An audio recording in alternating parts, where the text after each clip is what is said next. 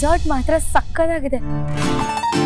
Arrangements ಅಷ್ಟೇ super ಆಗಿ ಮಾಡ್ಸಿದೀರಾ ರೀ. ಮತ್ತೆ ನಮ್ಮ ಅರೇಂಜ್ಮೆಂಟ್ಸ್ ಅಂದ್ರೆ ಇಷ್ಟು ಚೆನ್ನಾಗಿರೋದು ಇರೋದು ಬೇಡವಾ? ಹೌದು, ನೋಡ್ತೀರಿ ಬಂದವ್ರಿಗೆಲ್ಲ ಗ್ಯಾರಂಟಿ ತುಂಬಾ ಇಷ್ಟ ಆಗುತ್ತೆ.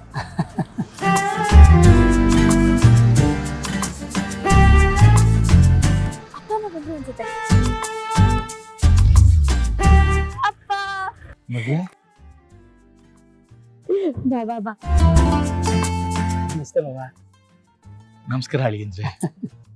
ಒಬ್ಬೊಬ್ಬೊಬ್ಬೊಬ್ಬ ಇಷ್ಟು ದೊಡ್ಡ ರೆಸಾರ್ಟ್ ಅಲ್ಲಿ ಪಾರ್ಟಿ ಮಾಡ್ತೀರಾ ಅಂತ ಖಂಡಿತ ಅನ್ಕೊಂಡಿರ್ಲಿಲ್ಲ. ಹಾಗೆಲ್ಲ ಏನೂ ಇಲ್ಲ ಮಾವ.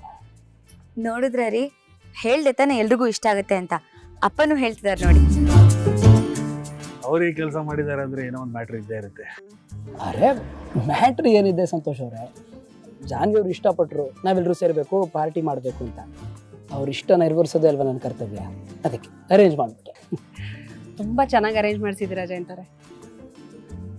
ಏಯ್ ಸಾಕು ಸುಮ್ಮನೆ, ಗೂಗಲಲ್ಲಿ ಸರ್ಚ್ ಮಾಡಿದ್ರೆ ಇಂಥ ಸಾವಿರ ಸಿಗುತ್ತೆ ನನಗೆ. ಅವ್ರ ಪರಿಚಯದವ್ರು ಯಾರೋ ಇರ್ತಾರೆ, ಅವರು ಫ್ರೀಯಾಗಿ ಮಾಡ್ಕೊಂಡಿರ್ತಾರೆ ಅಲ್ವಾ ಜಯಂತವ್ರೆ? ಗೊತ್ತಿರೋರೆ, ಆದರೆ ಫ್ರೀ ಆಗಲ್ಲ. ನಿಮಗೆ ಗೊತ್ತಲ್ಲ ಬಿಸ್ನೆಸ್ ಅಂದರೆ ಹೇಗಿರುತ್ತೆ ಅಂತ. ಬೈ ದ ವೇ, ಬೆಂಗಳೂರಿನ ಟಾಪ್ 5 ರೆಸಾರ್ಟ್ಸ್ನಲ್ಲಿ ಇದು ಒಂದು. ಓಹ್, ಒಂದು ಹಾಗೆ ಈ ರೆಸಾರ್ಟ್ ಓನರ್ ಯಾರು ಅಂತಾನೆ ಹೇಳಿಲ್ಲ ನಾನು, JS ಅಂತ ಆತ.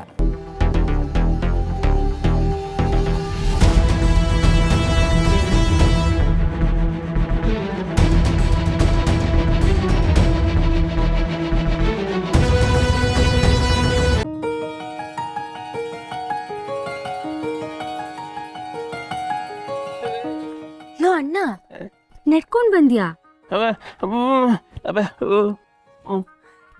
ನಮ್ಗೆ ಗೊಂದಲನೇ ಆಗೋಯ್ತು, ನಾವು ಬೇರೆ ಎಲ್ಲೋ ಬಂದ್ಬಿಟ್ಟು ಅಂತ. ಇಲ್ಲ ಇಲ್ಲ, ನೀವು ಕರೆಕ್ಟ್ ಜಾಗಕ್ಕೆ ಬಂದಿದ್ದೀರಾ. ಇದೆ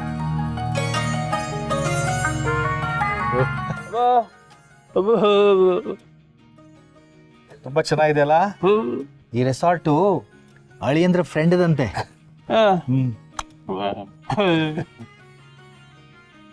ಅಳಿಯಂದ್ರೆ JS ಅಂದ್ರೆ ಯಾರು ಅಂತ ಹೇಳಲೇ ಇಲ್ಲಲ್ಲ. ಜಯಶಂಕರ್ ಅಂತ ಆತ ಬಾಂಬೆನಲ್ಲಿ ದೊಡ್ಡ ಬಿಸ್ನೆಸ್ ಮ್ಯಾಗ್ನೆಟ್.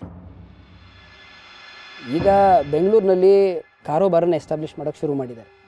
ನನ್ನ ಸೀನಿಯರ್ ಕೂಡ, ತುಂಬ ಹಳೆ ಪರಿಚಯ ನೋಡಿ, ಹಾಗಾಗಿ ಅರೇಂಜ್ ಮಾಡೋಕ್ಕಾಯ್ತು. ಈಗ ಅವ್ರು ಎಲ್ಲಿದ್ದಾರೆ? ಬೆಂಗಳೂರಿಗೆ ಬಂದಿದ್ದಾರೆ ಅಂತ ಕೇಳ್ಪಟ್ಟೆ. ರಿಕ್ವೆಸ್ಟ್ ಮಾಡ್ಕೊಂಡಿದ್ದೀನಿ ಇಲ್ಲಿಗೂ ಬನ್ನಿ ಅಂತ. ತುಂಬ ಬ್ಯುಸಿ ಮನುಷ್ಯ ಆತ. ನನಗೋಸ್ಕರ ಟೈಮ್ ಮಾಡ್ಕೊಂಡು ಬಂದರೆ ನಟ್ಸ್ ಮೈ ಗುಡ್ ಫಾರ್ಚೂನ್. ಖಂಡಿತ ಬಂದರೆ ಇಂಟ್ರೊಡ್ಯೂಸ್ ಮಾಡ್ಕೊಡ್ತೀನಿ.